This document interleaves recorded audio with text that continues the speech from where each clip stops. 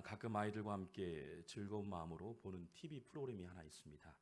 바로 나 혼자 산다라는 프로그램입니다. 여러분 아마 한 번쯤은 보셨겠죠. 나 혼자 산다.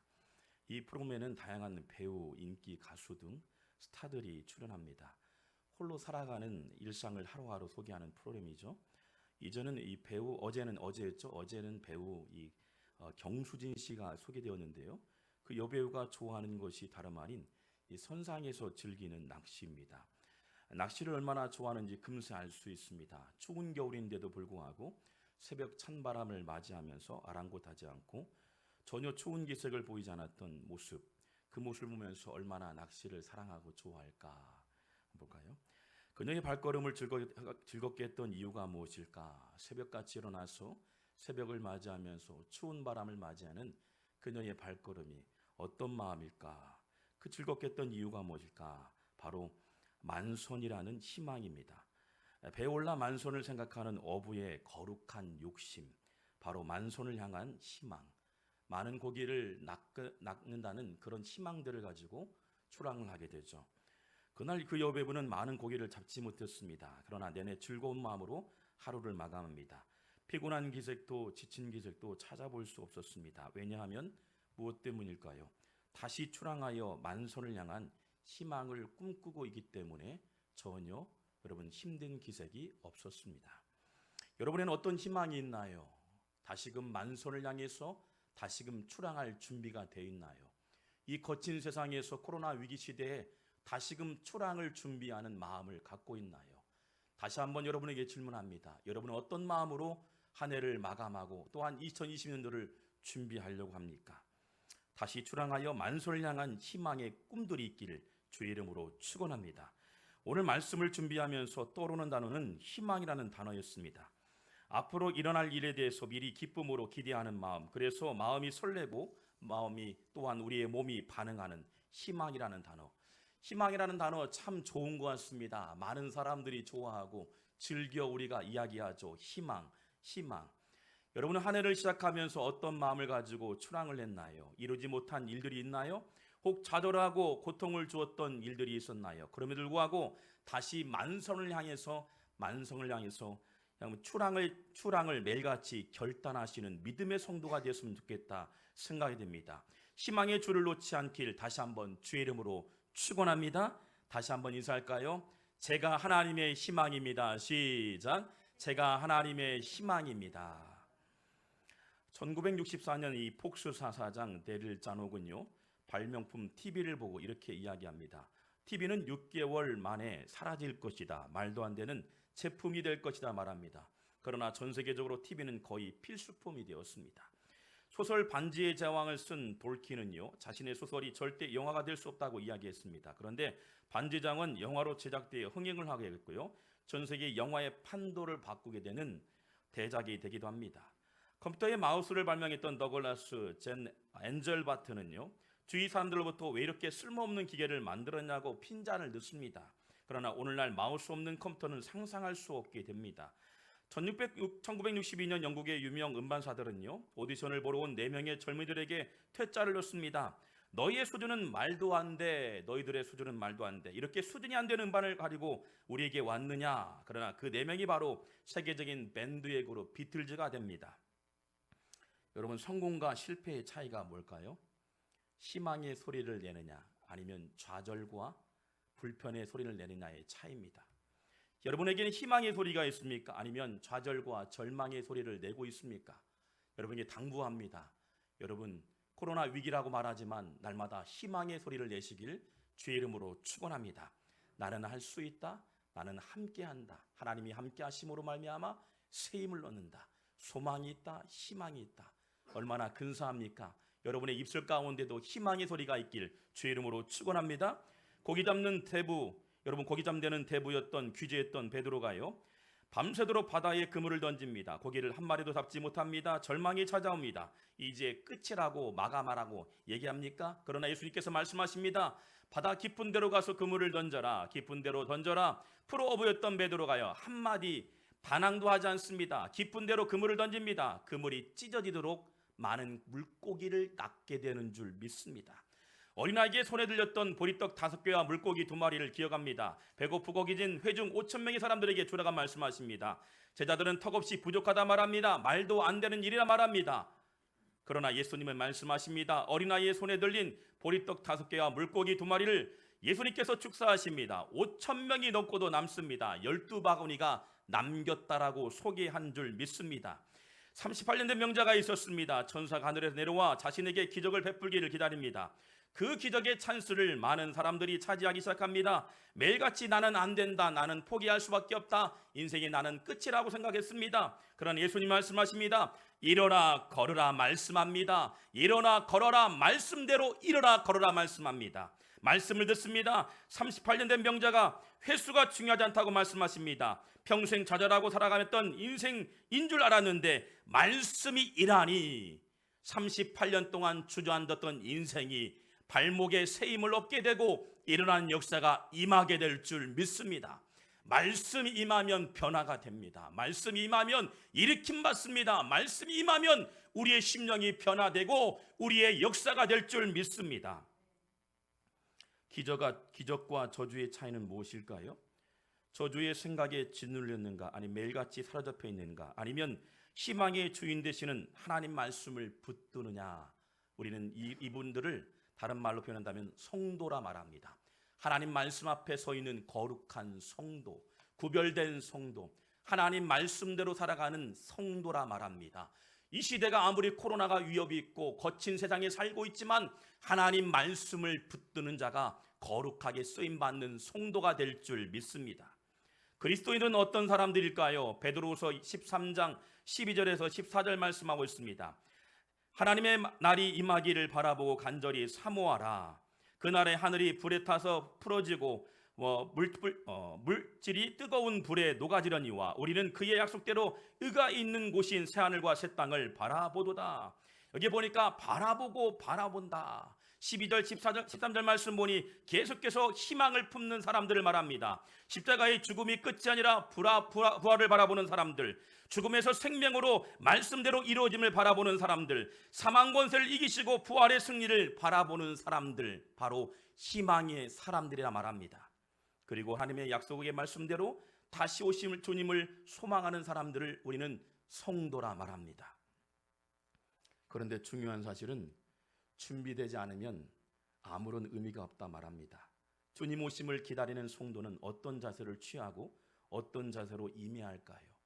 주님께서 이 땅에 다시 오신다고 오늘 말씀하시는데 이 거룩한 하나님 말씀 앞에서 우리는 어떤 자세로 취해야 할까요?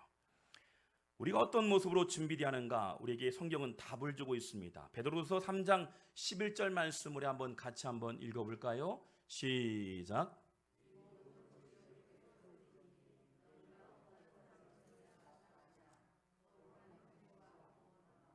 아멘, 아멘. 오늘 보니까 어떠한 사람이 되어야 마땅하느냐, 어떤 사람을 우리에게 요구할까요? 성경은 우리에게 분명히 말씀하고 있죠. 거룩한 행실과 경건함으로 말하고 있어요.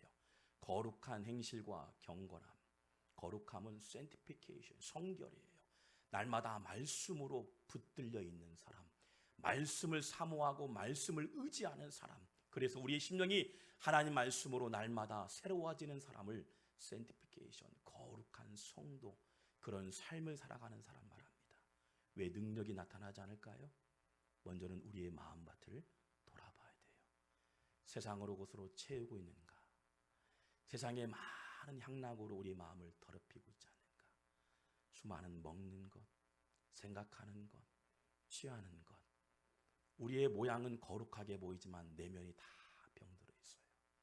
세상에 오염되어 있어요. 세상의 것으로 많은 것들을 채웁니다. 그것을 의지하죠.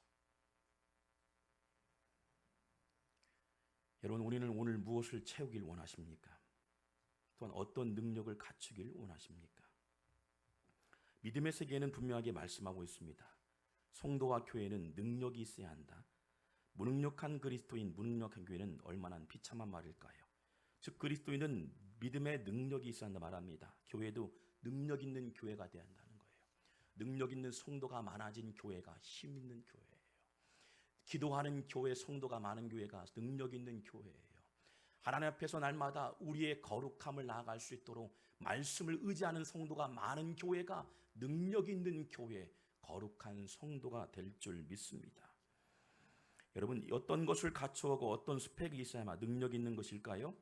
초대교회 사도 바울은요, 복음을 전하다가 로마 이송되어서 감옥에 갇힙니다. 이제 곧 죽을 날 임종을 앞두면서요, 사랑하는 디모데에게 가장 강력하게 권면했던 내용이 오늘 본문과 동일한 말씀이 디모데 후서의 말씀이 나와 있습니다. 성경은 분명하게 맥이 있는데 오늘 베드로 후서와 함께 디모데 전후서를 보니까요, 사랑하는 디모데를 향해서 오늘 본문과 같이 동일하게 말씀하고 있어요. 스승으로서 목회자로서의 마지막 때에 세속에 물든 이 땅을 바라보면서 말세지 말에 디모데에게 사랑하는 디모데야, 성도들에게 가르칠 것은 다른 것이 아니라 이것만큼은 가르치라고 말씀하고 있어요. 그리고 경고하고 있습니다. 말세지 말에 나타날 현상이 뭘까요? 디모데후서 3장 5절 말씀에 이렇게 나와 있습니다. 경건의 모양은 있으나 경건의 능력은 부인하나 이 같은 자들에게서 내가 돌아서라. 경건의 모양은 화려합니다. 다 잘 알고 있는 것처럼 보여요. 너무도 스스로가 자랑스럽게 다들 보이는 것처럼 덮어져 있어요. 가면을 쓰고 있죠. 그러나 능력이 나오지 않습니다. 낯띠기라 말했어요. 아무것도 없는 상태. 겉은 화려하게 보이지만 속을 들여다보니까 능력이 없어요.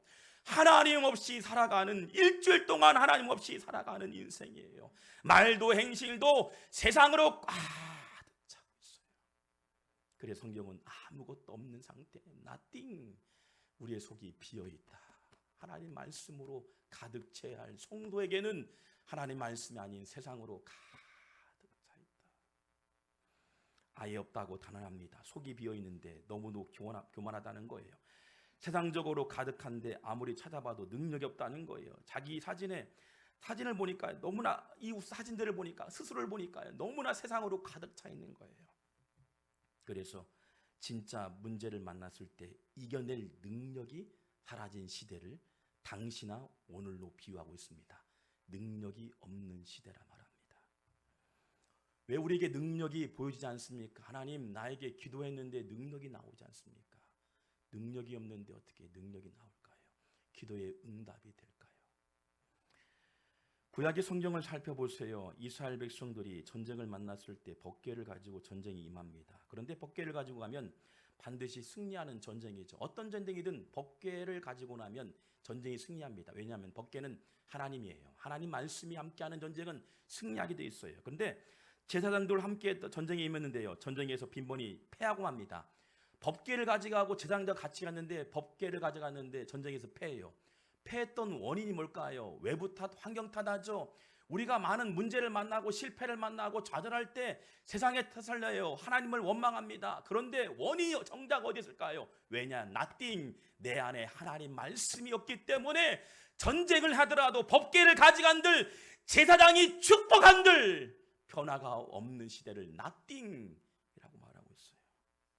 진짜 실력인 믿음의 능력이 없기 때문에 전쟁에서 계속해서 패배한다.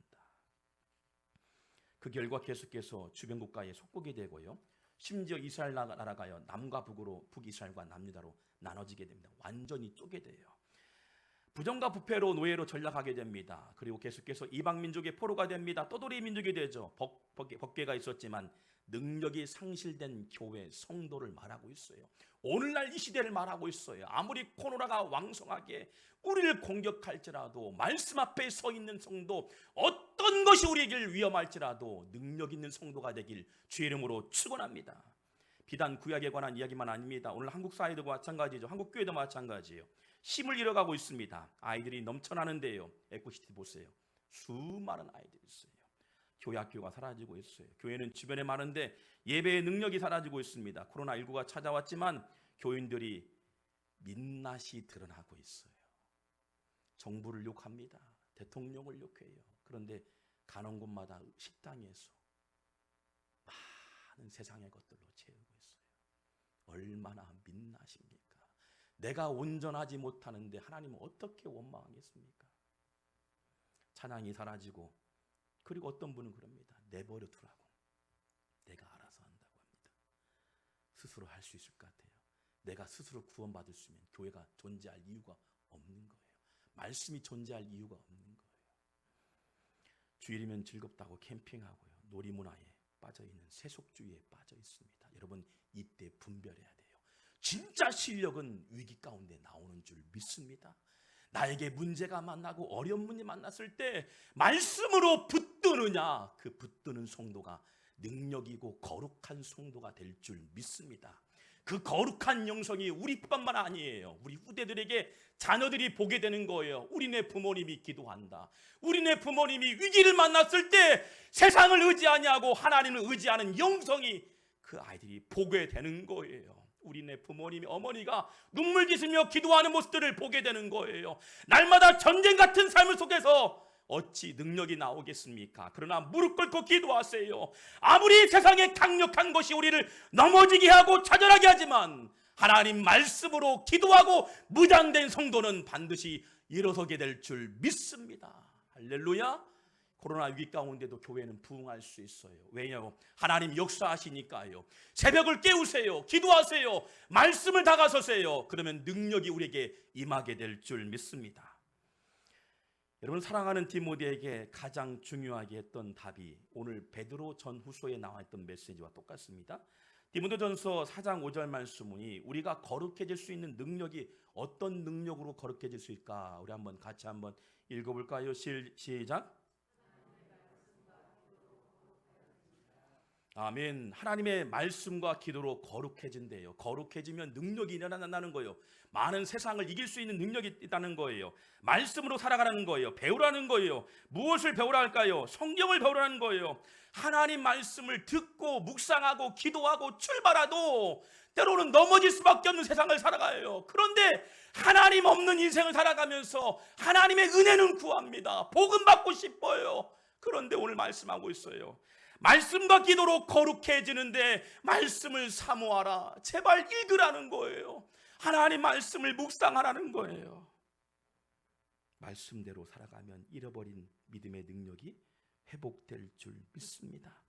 그래서 바울은 디모데에게 초대교회 성도들에게요, 성도들로 하여금 성경을 가까이 하라. 성경을 가까이 하면 분별력이 생기고 선과 악을 구별할 수 있고, 그리고 악한 것들을 떨쳐볼 수 있는 능력을 갖출 수 있다고 말하고 있습니다. 선한 일을 하게 됩니다. 마음이 움직입니다. 삶의 변화가 일어날 것이라고 말씀하고 있습니다.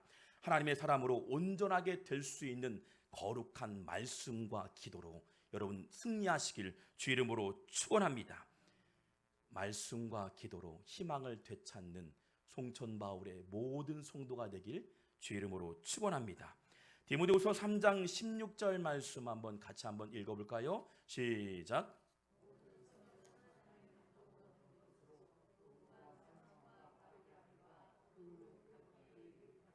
아멘. 모든 성경은 하나님의 감동으로 된 것으로 교훈과 책망과 바르게 함과 의로 교육하기에 유익하니 하나님의 덕을 선전하기 위해서 하나님 말씀을 묵상하고 나갈 때 능력이 임하게 된다. 성경은 바이블이죠. 로고스, 텍스트를 말해서 로고스라 말합니다. 이 로고스의 말씀을 내 심령에 받아들이는 거예요. 하나님 말씀이 찾아와 주셔서 일하게 하여 주시옵소서. 일하게 하여 주시옵소서. 저는 한 주간 동안 많은 좋은 소식들을 참 들었습니다. 한 우리 젊은 이 고등부 학생인데, 이 고등부 학생이 목사님, 제가 대학에 합격했어요. 너무 감사하죠. 매일 주일같이 빠지지 한 적이 없어요. 한 번도 빠진 적이 없습니다. 그리고 면접 갈 때마다 목사님 안수해 주세요. 기도해 주세요. 근데 어제도 소식 들어보니까 대학이요, 뭐 4-5군데가 다 합격이 됐더라고요. 아멘도 안 하시네. 이 인서울도 가게 될 수 있고, 전북대학도 갈 수 있고, 서울도 갈 수 있고, 또 다른 학교도 이렇게 다 순위별로 다 있더라고요. 저는 무엇일까요? 새벽 기도를 하면서 하나님의 은혜를 사모하면서 하나님 도와달라고 기도하면서, 저는 바로 그게 능력이라 생각돼요. 그냥 시험 볼 수 있고 준비하는 건 풀이할 수 있죠. 그러나 능력이 어디서 나올까요? 하나님의 도우심을 구하는 자세, 목회자를 통해서 안수하고 출발하는 그 자세, 그 마음에 하나님 찾아가 주시는 거예요. 여러분, 슬픈 마음 만난 영혼들 있나요? 주님을 기대하세요. 주님 나에게 찾아와 주셔서 일하여 주시옵소서. 이제 그 친구는요, 대학교요 줄을 서시오. 계속 학교에서 전화 올 거예요. 내가 어디를 갈 것인가. 선택권은 누구에 있어요? 대학이 아니라 목사님, 제가 대학교가 이렇게 많이 붙었어요. 할렐루야. 그래요. 때로는 대학에 떨어질 수도 있겠죠. 그렇다고 하나님 없을까요? 아니에요. 어떨까요? 아마 그 친구가 대학에 떨어질 때요, 목사님 감사해요, 다시금 도전하겠죠. 희망을 갖습니다. 그럴 줄 믿습니다. 그때 능력이 나오는 거예요.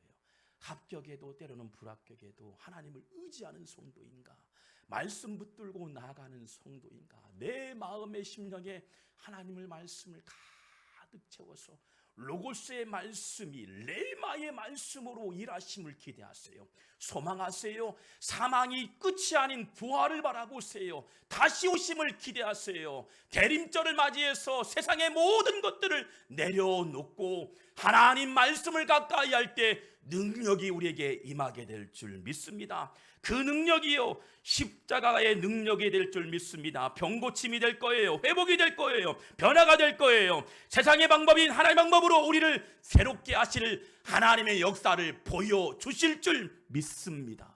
할렐루야. 말씀이 사람을 움직이게 합니다. 말씀이 능력이 됩니다. 말씀이 실력이 되는 거예요. 대림절을 맞이하면서 이 땅에 오신 예수 그리스도를 바라보며 다시 말씀으로 무장하고 말씀으로 거룩한 성도의 삶을 살아갈 때, 준비될 때 이미 우리에게 찾아와 주셔서 이 땅에 오신 예수님, 또한 이 수고의 세월을 보내지만 다시 오실 주님을 맞이할 거룩한 성도가 될 줄 믿습니다. 또한 다시 오셔서 우리의 눈물을 닦아주실 예수 그리스도께서 우리를 안아주실 것입니다. 다시 만손을 향해 출항하는 희망을 가지고 살아가는 성도, 소망 되신 예수 그리스도를 바라보시는 믿음의 성도 한 사람 한 사람 한 사람, 모든 공동체 한 사람 되길 주 이름으로 축원합니다. 기도하겠습니다.